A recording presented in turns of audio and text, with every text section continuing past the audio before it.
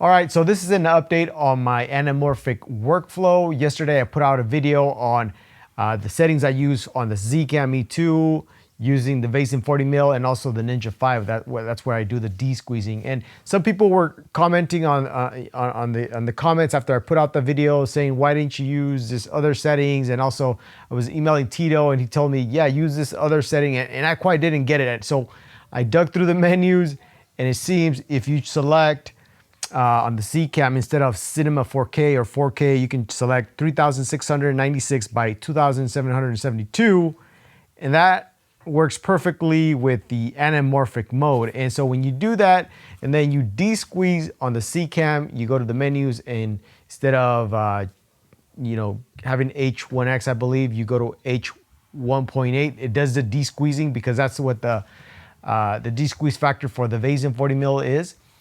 And now you get more field of view and you get more screen on the Ninja 5. So you take full advantage of the maximum screen size, but also you don't have to crop anything in post.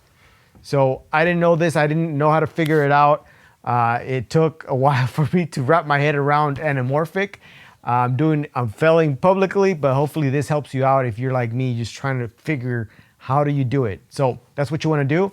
If you plan to shoot C-RAW into the Ninja 5, you can only select Cinema 4K or 4K. You cannot select 3696 by 2772. There's no such thing. It's only Cinema 4K or 4K if you're shooting C-RAW into the Ninja 5. Personally, I'm not really into C-RAW right now. I'm just shooting S-Log2 for the most part. So now I want to show you how to de-squeeze it in post. I use Final Cut Pro 10, so let's take a look. First of all, I want to show you the difference between filming in 3696 as opposed to filming in Cinema 4K. This is 3696 and this is Cinema 4K. As you can see, there's a bigger crop, and also you lose a lot of the field of view when you film in Cinema 4K. This was a problem with my last video. I was filming in Cinema 4K, and you just crop in too much compared to 3696. You get more advantage of the wider field of view.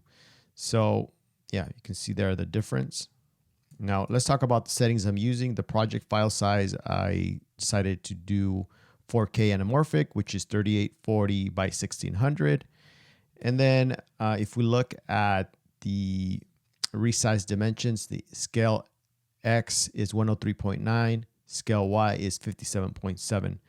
That's if you are doing 2.4 CinemaScope, 4K anamorphic. So let me show you how I arrived to those numbers. Again, back to Tito's calculator, and I'll have a card here so you can check out his full tutorial on how to use this.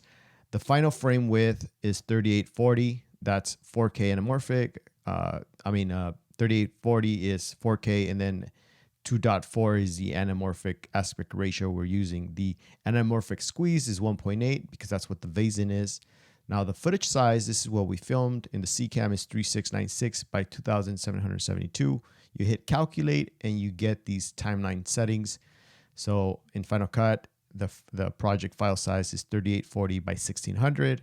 Footage rescale is the x-axis is 103.9. Vertical, this is the y-axis, is 57.7. Let me go back to Final Cut, and you can see here this is where I apply these numbers.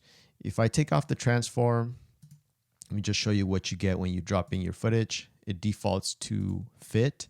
So when you drop in the footage into Final Cut Pro 10, you're going to see this. The first thing you have to do is go to Spatial Conform, hit None, does this, and then you apply, first of all, the x-axis 103.9 and then the y 57.7, and it does a perfect rescale for you, and you don't lose any footage, no crop. This is what you're going to see on your monitor, right? Okay. So back to Tito's again one last time. Oh, here it is. You can also make this. I talked to Tito. He says it's fine if your final frame width is bigger than the actual footage size. So you can potentially make this 4096, which is Cinema 4K, same aspect ratio.